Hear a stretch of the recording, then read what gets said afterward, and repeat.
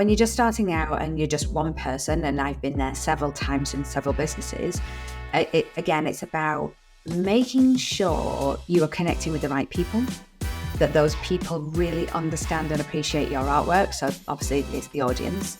Making sure that the message around your artwork is clear, or around your product is clear.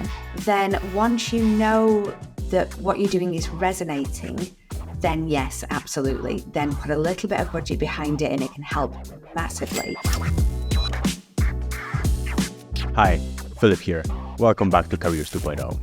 With social media, artists could be the group that benefited the most from the change that happened in an opportunity to build your career 2.0. Today, I'm talking with Amanda Heath, a person who is a perfect example of combining creativity with business acumen. We're talking business of art and art of business, how to start and how to scale with Amanda. Enjoy.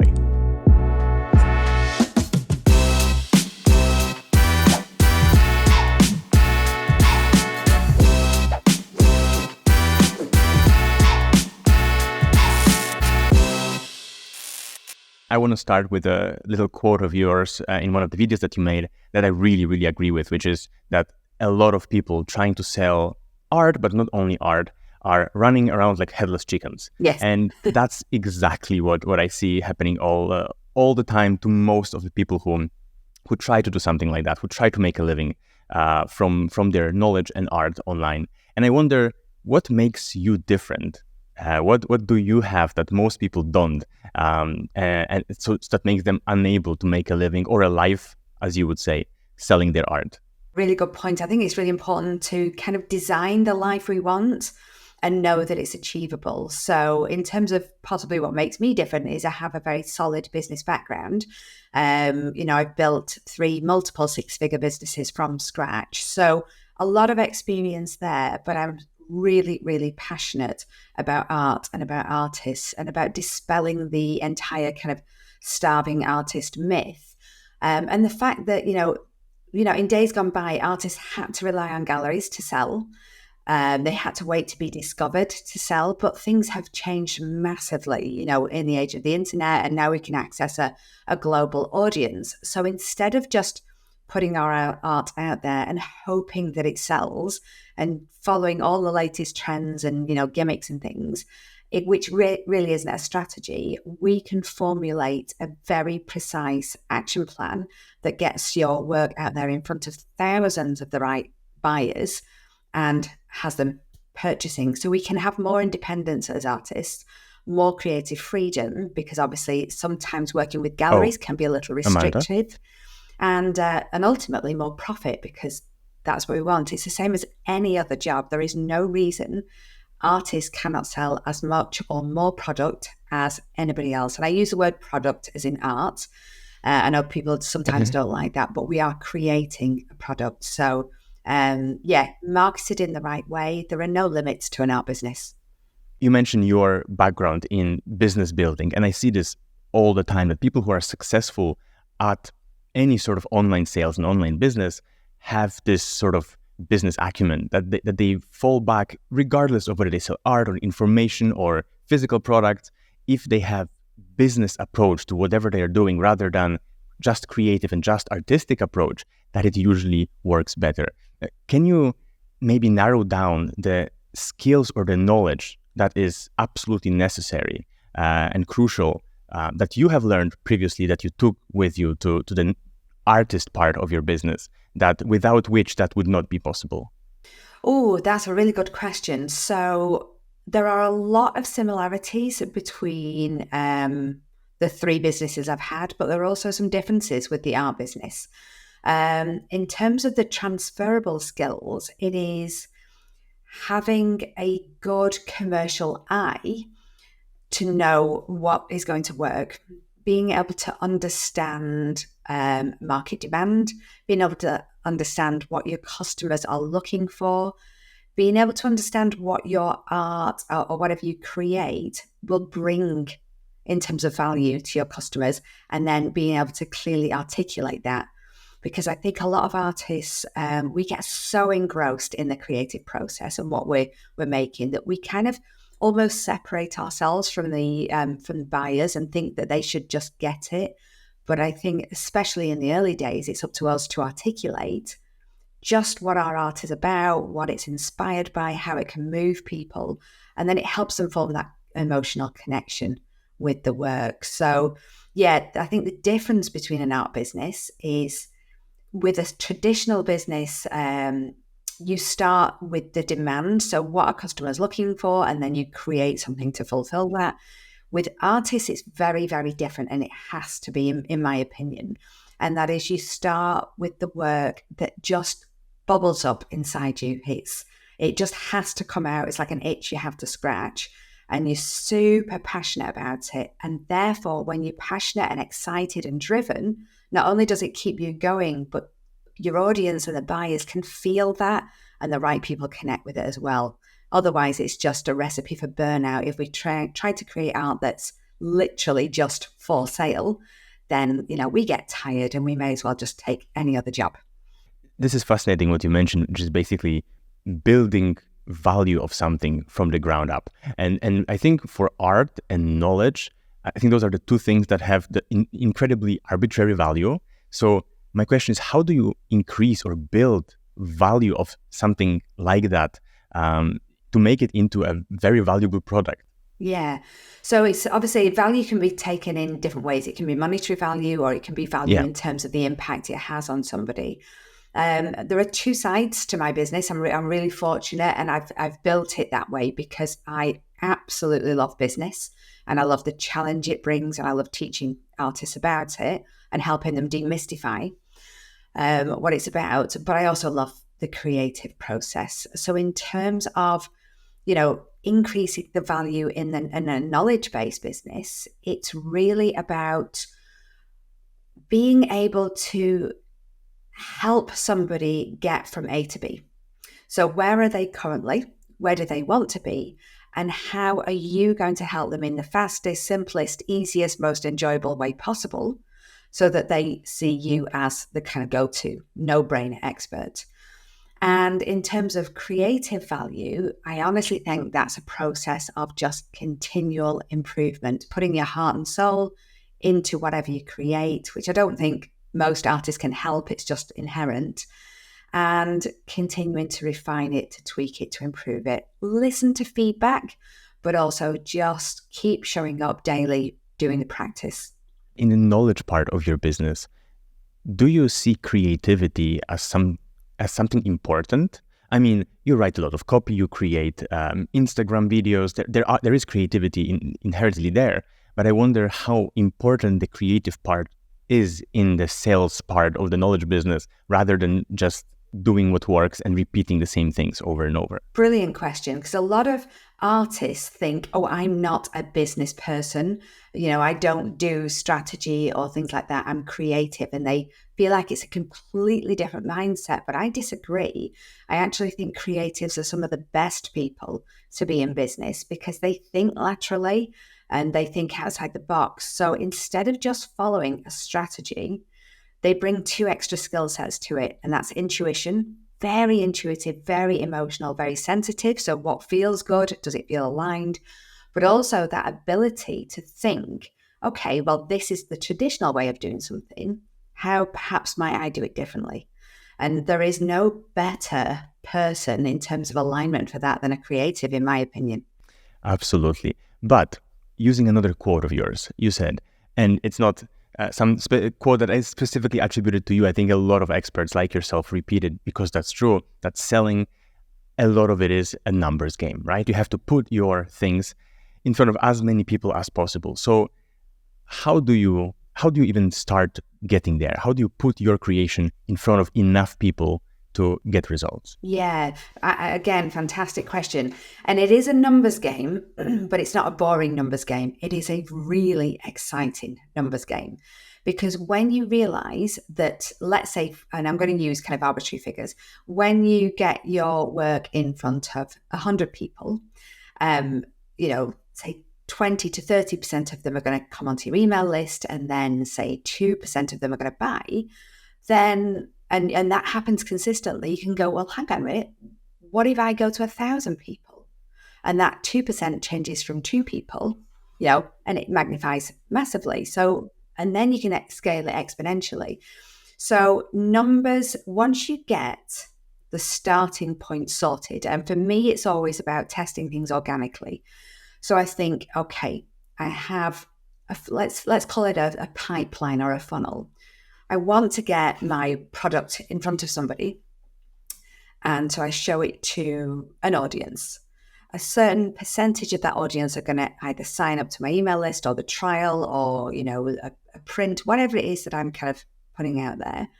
And then if I build relationships with them on my email list to give them value, to give them expertise, to help them, give them information that's really useful, then a certain percentage of those people are going to buy and work with me. And so once you've refined that organically, i.e. not putting money behind it, this is the mistake some people make too quickly. You can test you're speaking to the right audience. You can test that the message is appropriate and it's really connecting with them. And you can test the product has a good fit as well. And once you've got those 3 elements, your audience, your message, and your strong product, and it works, then you can turn up the volume and really amplify the numbers of people you're going to. But a mistake I see quite often is people either try to reach out in terms of numbers too quickly and they haven't got their message refined, or their product is not right for the people they're speaking to. And so they're throwing money, good money after bad. And there are holes in the bucket. You have to plug all the holes first and then put the money into scale. Would you use the same tactics at the very beginning versus what you would do a little bit down the line? So if you have audience of 100 followers or 100 people, would you use the same funnels, the same applications to get people on the email list? Or maybe you would do some more things that don't scale, like, for example, interact with them, schedule calls with them, or tap into chats? Yeah, I think your business definitely has to change as you grow, because the things that you do in the beginning, like you said, intimacy, are fantastic. And people often say to me, oh, Amanda, I only have 50 followers. And I think that's phenomenal. That's 50 people who've decided to follow you, that want to hear from you, that you can get really intimate with and talk to on a very kind of personal level, find out what they love, what they dislike, why they connected with you. When your business scales and suddenly you've got 30, 50, 100,000 followers, you can't do that anymore. So you have to have automated systems that can run it for you. Otherwise, you just burn out. There aren't enough hours in a day. But yeah, so in the early days, it's very much about providing value and being as close as possible to, the people you want to work with. Do you feel like you have nailed your system and your funnel, or it's still constantly evolving thing? Do you know, I wish I'd nailed it. It's definitely working and it's very successful, and the results are phenomenal. So I'm, very quickly growing the business, putting a team in place. I think I have 8 team members now working with me. So, and that's just in 2 years. So that has grown massively. But the type of person I am is that there are always things that can be better, things that can be refined, things that, I spot gaps in the provision for the students. And I think, oh, if only I could just plug that little gap and make it better for them or make it easier for them. And then again, the same with my own art sales. There are markets that I want to move into. There are things I want to try. And so I could actually just sit back today and go, do you know what? I'm at where I wanted to be. So let's just relax and chill out, take the pressure off. But I think for me, there's always a new challenge and a new opportunity. Yeah. And yet you jump on the podcast with me, which I'm very grateful for. You could chill right now, and yet it's a pleasure doing the work of talking with me. So thank you. I love talking to people like this. It's really stimulating. But so fantastic growth of the last 2 years. Have you nailed your funnel when you figured it out? Did you just go and put it in place and started doing the same thing that helped you grow to this point, or there were some failures at the beginning? I wonder how long the process was to nail it and to make this thing is what it is right now. Yeah. Oh my gosh, there have been. And I'm so glad you brought this up. This is one of the reasons I wanted to be on your podcast as well, because the value you provide in the questions are just are really on point and insightful. But yeah, there are a million mistakes. And I think people sometimes can be too afraid of making mistakes, thinking it's a failure or they weren't cut out for it. If I had £1 for every mistake I'd made, I would literally be a millionaire right now.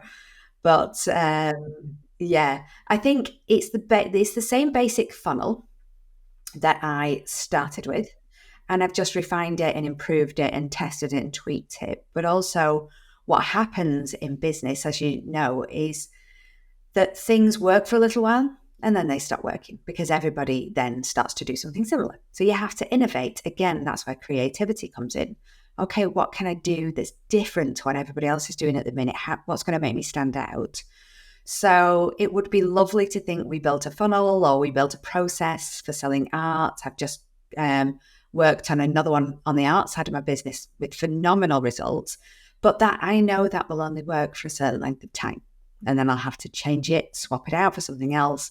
And for me personally, I love that because I love the kind of cycle of having a problem and then thinking, oh gosh, right, okay, how do I get around this? How do I resolve it? How do I beat it effectively? But I know a lot of people, it puts them off that. So yeah, many, many failures. Okay, so can we get a little bit more in depth into your funnel right now? Can you tell us how does it look like? What is the main concept behind it? Where do you get all your audience from, and where do you lead them? And what's the end product that you're trying to sell? Yeah. So in your knowledge business, in the knowledge side of the business. Okay.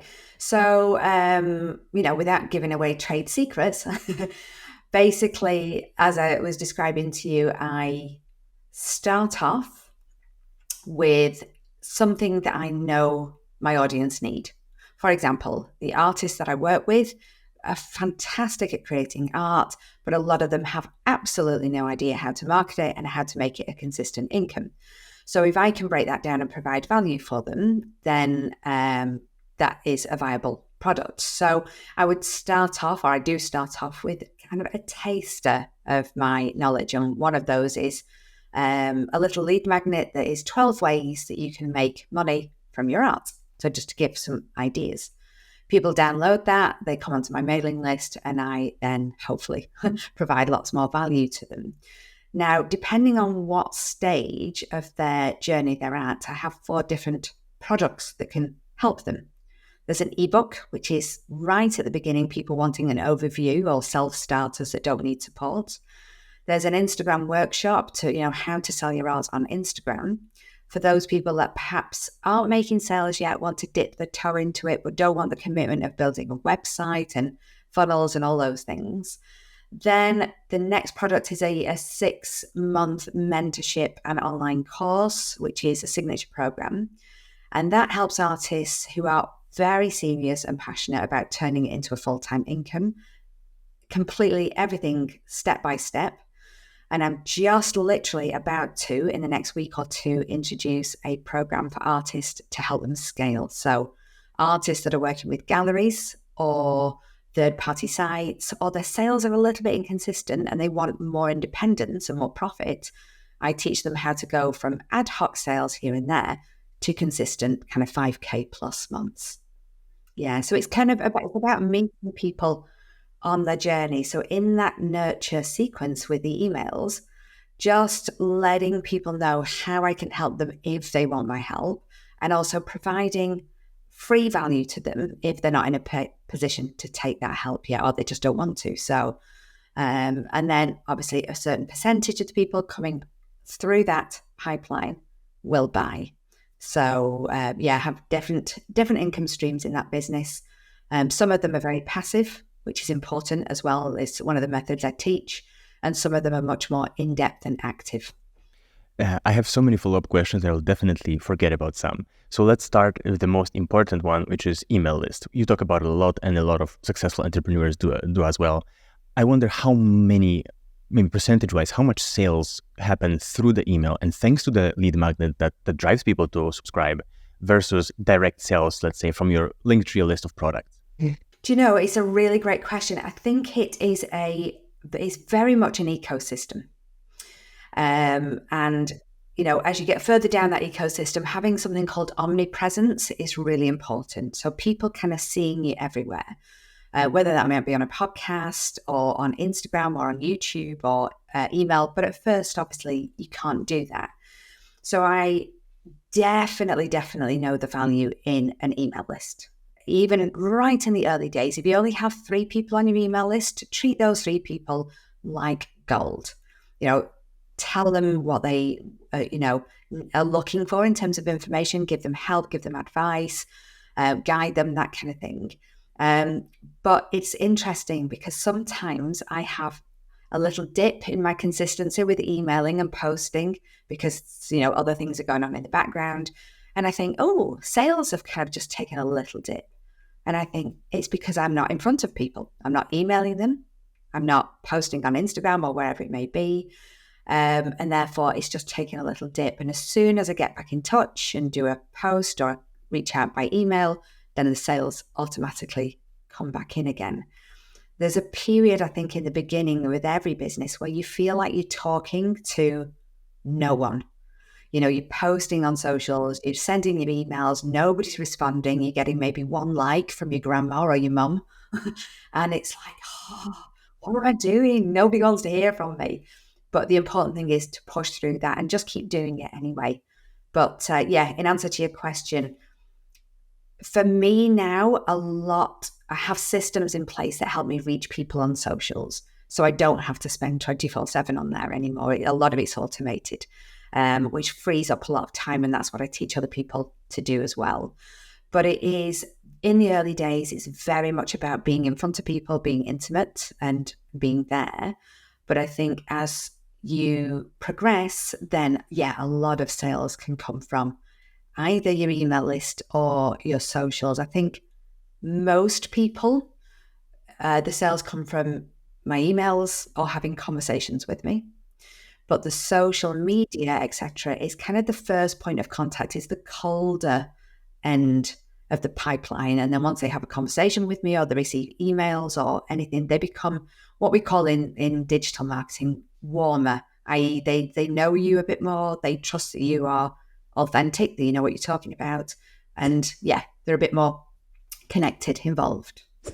I would like to know whether you think of your multiple products as sort of steps on a ladder.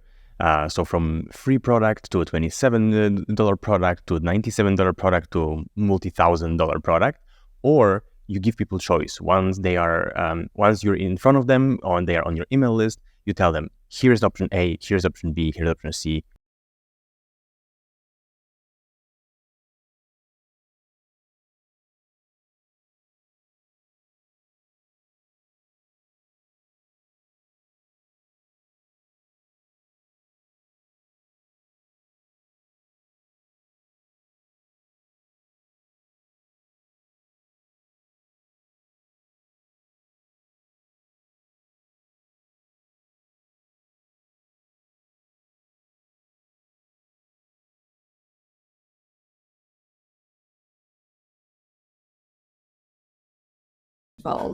People kind of go, okay, well, this person, number 1, knows what they're talking about. And number 2, they're not just in it for the money, they do want to help. Then having the various steps, it may be that somebody's very advanced and actually they would fit into my premium program, but they don't have the budget, or they don't have the time or whatever it may be. So there is a natural progression, but if somebody wants to go from step 1 to step 4, I'm happy with that. But I do have certain criteria for certainly the latter programs, and certainly the new one, the scaling program. The artists for that have to be selling already. They have to have a website and social media presence and or being represented by galleries and selling on third-party sites. If somebody's at the beginning of the journey, they haven't sold anything yet, then that program is a no for them. That's application only. So it would be a complete waste of their time, and it will be way too stressful for me to try and teach them at that level for them. How do you qualify people, whether they are at this stage? Yeah. So with that particular program, I have an application form and we have a call. So the the prospective students fill out the application form and book a call. I look at the application form, and if I can see straight away that that person I'm not going to be able to provide value to them, I'll just get in touch and say, hey, thank you so much for applying. At the moment, you're not at the right stage. I think you'll benefit more from this product or this product, and try and just help and guide them towards the right thing, because it would be like, sending somebody for their first job into the MI5 and having to deal with that level of learning and growth. It would be unfair. So not that the high level program is like the MI5, but that was the first thing that sprang to mind.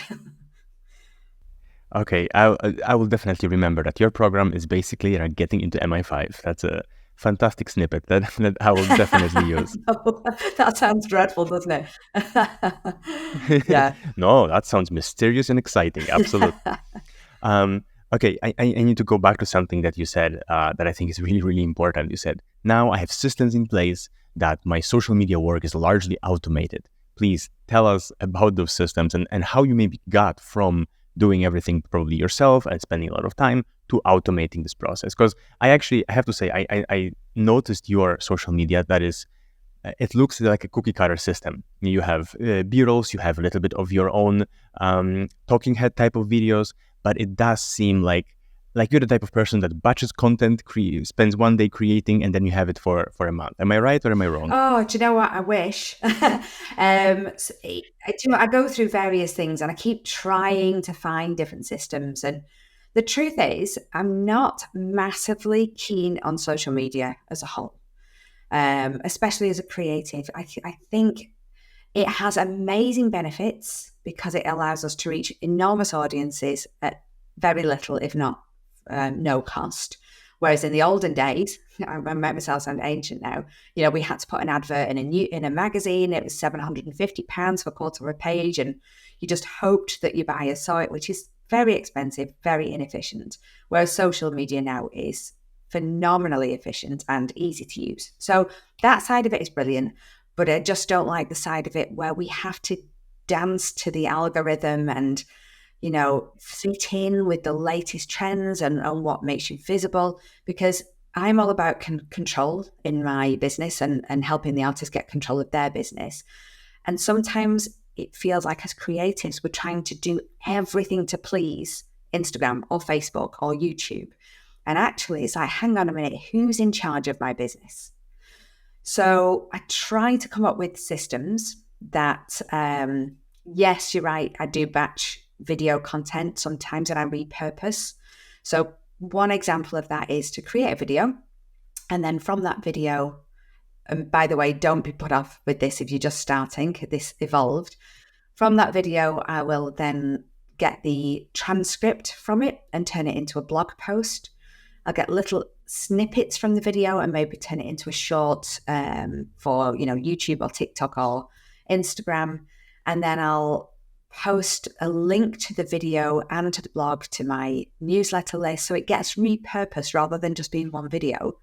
It then becomes a video, a blog, shorts on YouTube, Instagram, etc., and that helps be consistent. But there are methods that I teach the students inside of the program that allow them to widen the pool of audience, using Facebook and Instagram promotions. And there's two benefits to that. You reach a wider audience once you know that your messaging is right. And also you are not having to spend all of your time on socials because it's having bigger impact for less initial input.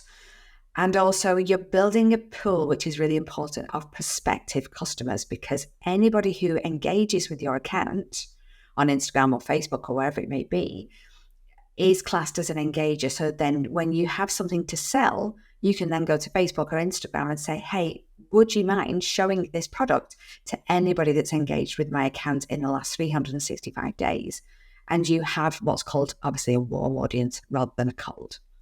So it's those kind of efficiencies for just a couple of pounds that can exponentially kind of grow and scale your results. So would you say that for someone who is just starting, and or maybe not even just starting, maybe they are just by themselves, so their omnipresence is kind of an impossibility at that moment. Would you say that paid advertising, even not without massive investment, is actually the best type of investment to start and put yourself out there? Yeah, not at first, no, for me personally, and I know people differ with this. So I think when you're just starting out and you're just one person, and I've been there several times in several businesses, it's about making sure you are connecting with the right people, that those people really understand and appreciate your artwork. So obviously it's the audience. Making sure that the message around your artwork is clear, or around your product is clear. And then once you know that what you're doing is resonating, then yes, absolutely. Then put a little bit of budget behind it and it can help massively. But if you just put a post out there and put budget behind it, it may not be the right post, it may not be the right message, it might not be the right product that people are interested in. And so you're putting money, in my opinion, behind things too quickly. So I always recommend testing what works first, refining it on your own, and then putting a little bit of budget behind it and helping. Because there's two ways of doing things. There's free, which takes time, and there's paid, which is less time and has bigger growth possibilities. But to jump into the latter too quickly can see a lot of wasted money if you do it incorrectly. All right, then I have a follow-up.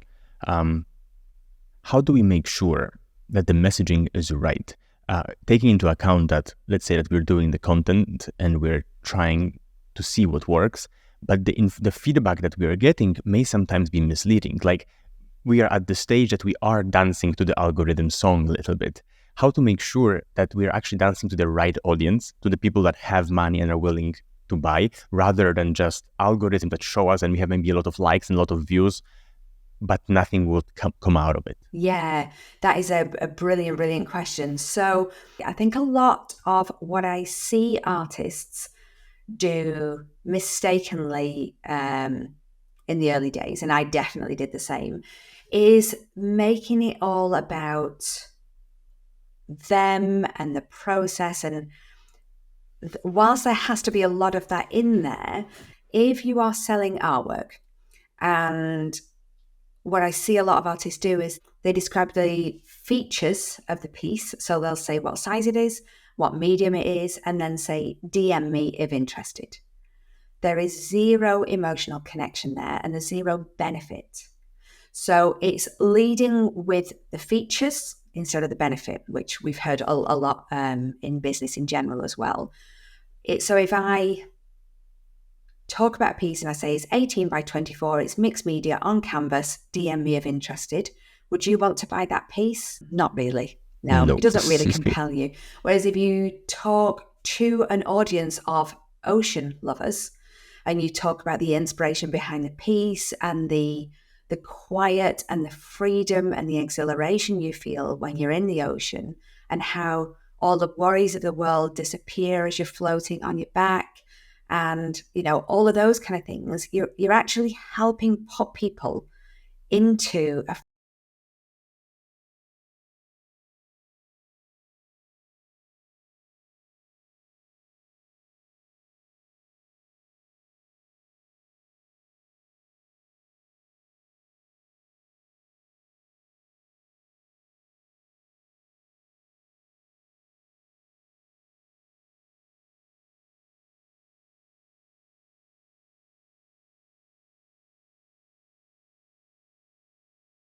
that is what I think most people miss. And sometimes artists can undervalue themselves and think, if I price this piece lower, then I'm going to get more sales. And that, when you use the example of reaching the people that have the money and will buy, is a prime example. They want to sell their artwork for 2,000-3,000, but they're discounting it to 150, 200, thinking it will sell more. But actually, that then is a disparity between what they want to do and who they want to reach and what they're actually doing at the minute. Does that make sense? It does. So do I understand correctly that you would say from the very beginning, when you're putting your artwork and your knowledge out there, you should aim for the sale straight away? You should ask people to DM you to make the connection, to talk with people. And that should be the only metric that matters. That is the good feedback that we can learn from, rather than just views and followers and those vanity metrics. Yeah, so I think a really important point that you just raised there, with another kind of pet hate of social media, people get preoccupied, myself included, with followers, with likes, and it's designed that way, isn't it? It's designed to make us go, oh, I just got 300 likes on a post instead of 100, and it's kind of that that kind of gratification.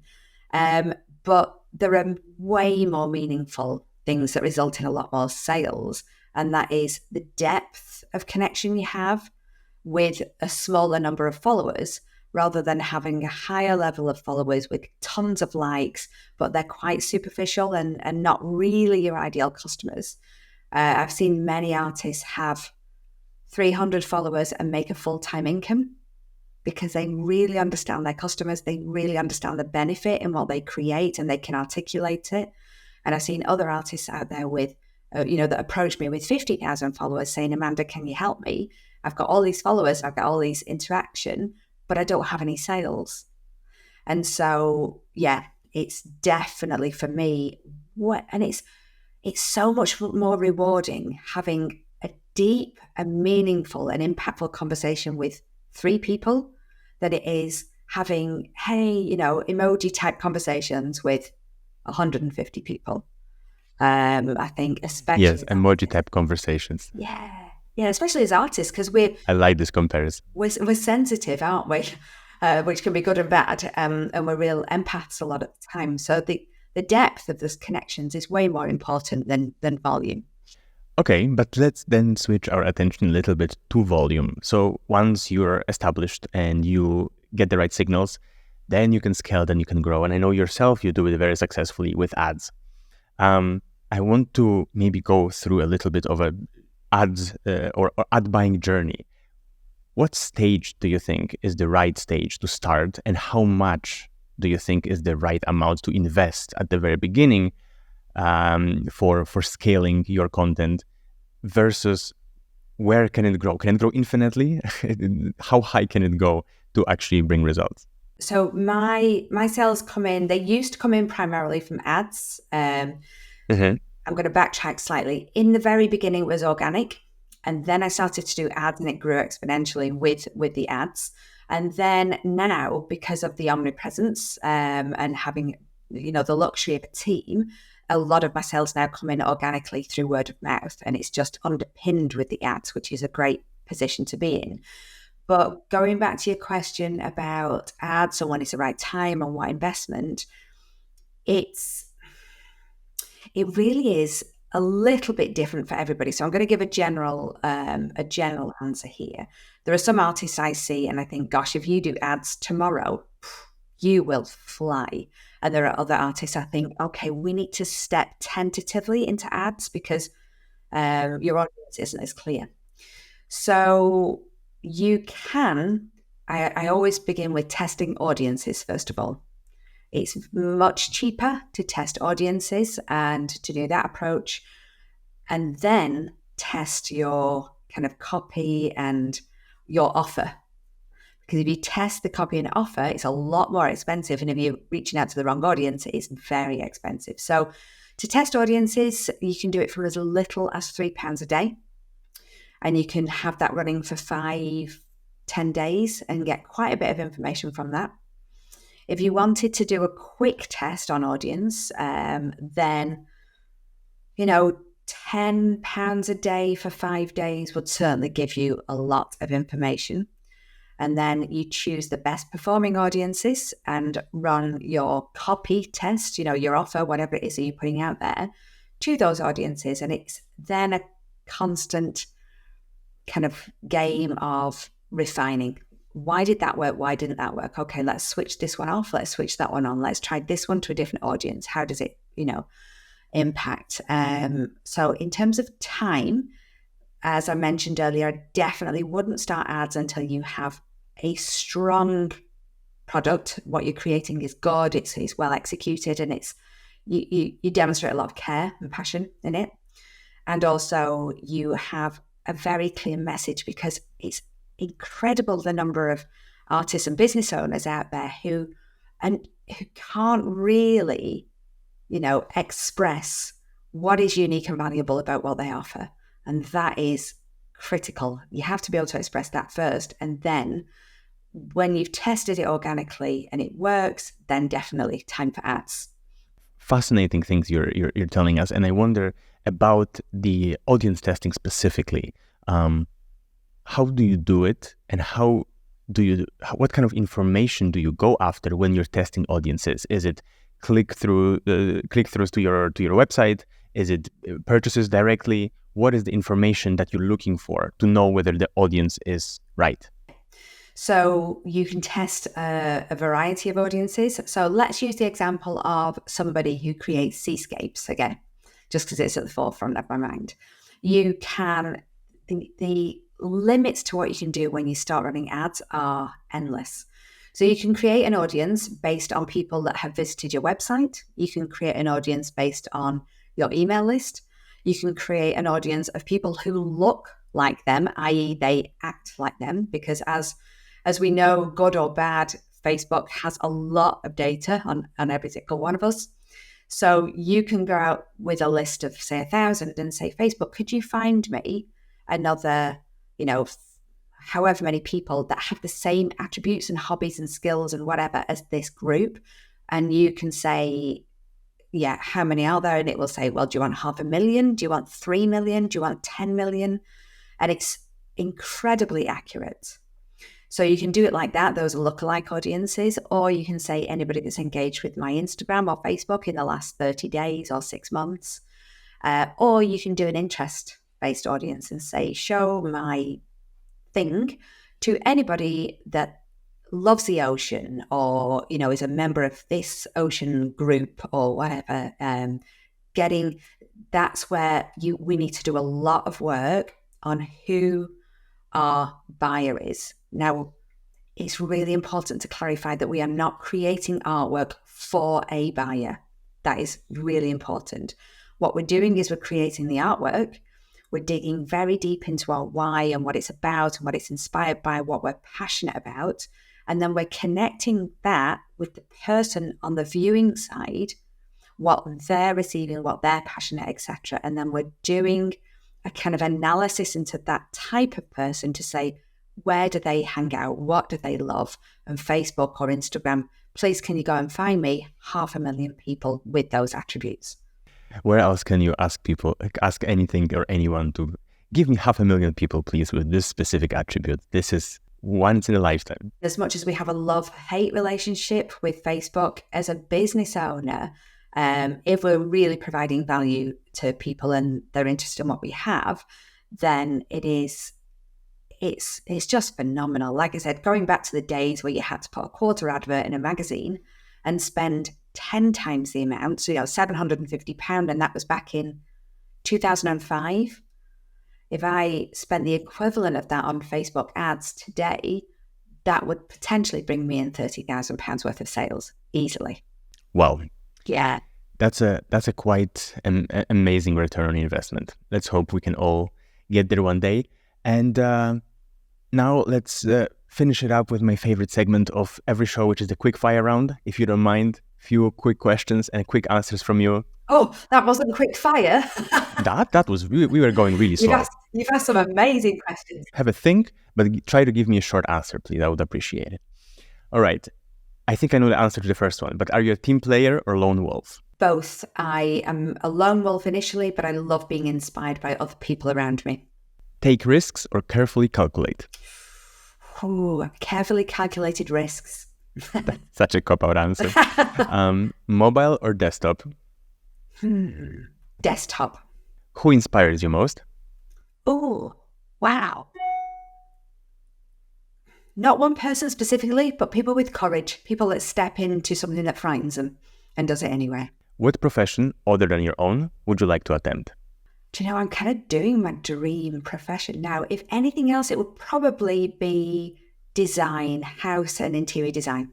What is an underappreciated business tool that you couldn't live without? I think with the age of tech, a good old paper diary for me. What is your productivity life hack? Life hack. Wow. I think time blocking, that has just been amazing. The amount you can get done with time blocking is like superhuman. And finally, what does success mean to you? Success for me means that I am content, I'm fulfilled, I'm inspired, I'm challenged, all of the above. And I am financially able to have freedom to travel, to spend time with my family, and to grow as a person and with my business. Are you successful then right now? Do you feel like it? Yes. Yeah. Fantastic. Okay, I have one thing that I want to come back to. You mentioned throughout the conversation quite a lot your team that grew in the last couple of years.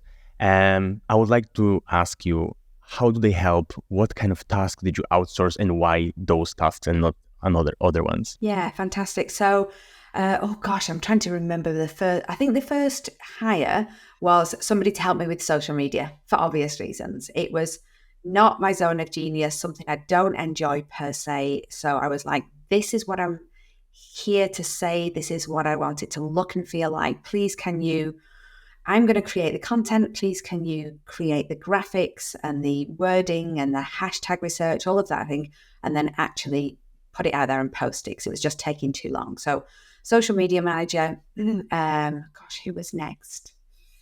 Facebook ads. So I learned how to do it myself.